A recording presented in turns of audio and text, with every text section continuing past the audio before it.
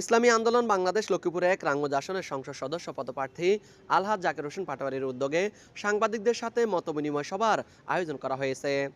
বুধবার সন্ধ্যায় রামগঞ্জ প্রেস ক্লাবের নিজস্ব কার্যালয়ে ইসলামী যুব আন্দোলনের কেন্দ্রীয় কমিটির বিজ্ঞান ও প্রযুক্তি বিষয়ক সম্পাদক মোহাম্মদ সাইফুল ইসলামের সার্বিক ব্যবস্থাপনায় রামগঞ্জ প্রেস ক্লাবের সভাপতি সাংবাদিক আবু তাহেরের সভাপতিত্বে সাধারণ সম্পাদক ইকবাল হোসেনের সঞ্চালনায় এই মতবিনিময় সভা অনুষ্ঠিত হয়। এ সময় ইসলামী আন্দোলন বাংলাদেশ লক্ষ্মীপুর এক রাঙ্গুজ আসনের সংসদ সদস্য পদপ্রার্থী আলহাজ জাকির হোসেন পাটোয়ারি বলেন, এবং আপনারা হয়তো জেনেছেন যে আমাদের একটা প্যাকেজ চালু আছে। আইএলটিএস এ যারা ভালো করবে আমাদের ফাউন্ডেশনের পক্ষ থেকে আমরা সম্পূর্ণ বিনা খরচে তাদেরকে সাউথ কোরিয়ায় পাঠিয়ে দিব ইনশাআল্লাহ। কাজে আপনাদের মাধ্যমেও আহ্বান জানাবো, যারা জেনেছেন ইতিমধ্যে আলহামদুলিল্লাহ, যারা জানেন নাই তাদের মাধ্যমে যেন সেকেন্ড বেসে আমার শিক্ষার্থী ভাই বোনেরা যেন অংশগ্রহণ করতে পারেন। তাছাড়া প্রত্যেক ইউনিয়নে আমরা আমার মা বোনদের জন্য আমরা বিনামূল্যে সেলাই প্রশিক্ষণ চলমান রয়েছে। রামগঞ্জে রয়েছে আমাদের মোবাইল সার্ভিসিং। এই সেবাগুলির মাধ্যমে আমরা চাচ্ছি এই রামগঞ্জে যেন কোনো বেকার না থাকে। এই রামগঞ্জে যদি বেকার না থাকে, কোনো সন্ত্রাস থাকবে না, কোনো চাঁদাবাজ থাকবে না, কোনো মাদক থাকবে না, স্বপ্নের রামগঞ্জ গড়ে উঠবে ইনশাআল্লাহ। আগামী 12 তারিখে মহান রাব্বুল আলামিন কাকে রামগঞ্জের জন্য কবুল করে, ইট ডাজ নট ম্যাটার। আমাদের এই সেবা সম্পূর্ণ অরাজনৈতিক এবং এটা চলমান থাকবে। যেই রামগঞ্জের আসনে বসবে তিনি যদি চান, আমরা অবশ্যই তার পাশে থেকে এই স্বপ্নের রামগঞ্জ গড়ার জন্য সর্বাত্মক সহযোগিতা করব। পাশাপাশি আপনাদের প্রতি আহ্বান থাকবে, অতীতে আমরা যেই ভুল করেছি, যেই আমাদের কাছে ভোট চাইতে আসছে, আমরা তার ব্যাপারে কোনো ধরনের খোঁজ খবর না নিয়ে বিভিন্ন মিথ্যা প্রতিশ্রুতি, মিথ্যা প্রলোভনের উপর আমরা বিশ্বাস করে তাদেরকে ভোটই দিয়েছি। ভোট দেওয়ার পরে 5 বছর তারা আমাদের আর কোনো খোঁজ খবর রাখে নাই।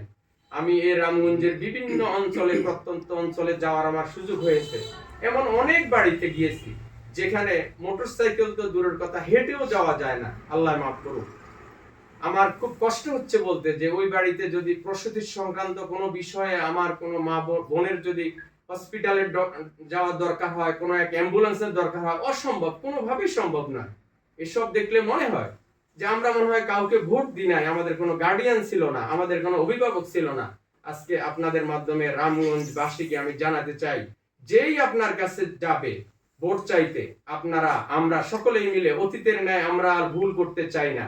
আমরা দেখব, শুনবো তিনি আসছেন অতীতের মতো আমাদের সাথে প্রতারণা করতে না, তিনি এই সমাজের জন্য কিছু করতে আসছেন।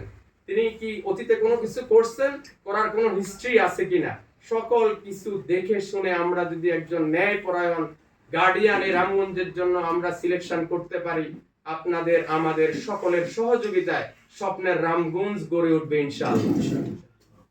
পাশাপাশি আমি আপনাদেরকে আশ্বস্ত করতে চাই, মহান রাব্বুল আলামিন এই রামগঞ্জের জন্য যদি আমাকে কবুল করে, তাহলে আমি অবশ্যই আপনার সাংবাদিক ভাইদের সকল সুখে দুঃখে আমি ভাইদের পাশে থাকব।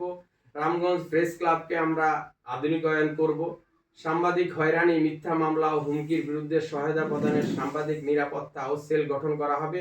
অসুস্থতা ও দুর্ঘটনায় সহায়তা করার জন্য সাংবাদিক কল্যাণ তহবিল চালু করা হবে। সৎ ও সাহসী সাংবাদিকতা উৎসাহিত করার লক্ষ্যে পদক ও পুরস্কার চালু করা হবে।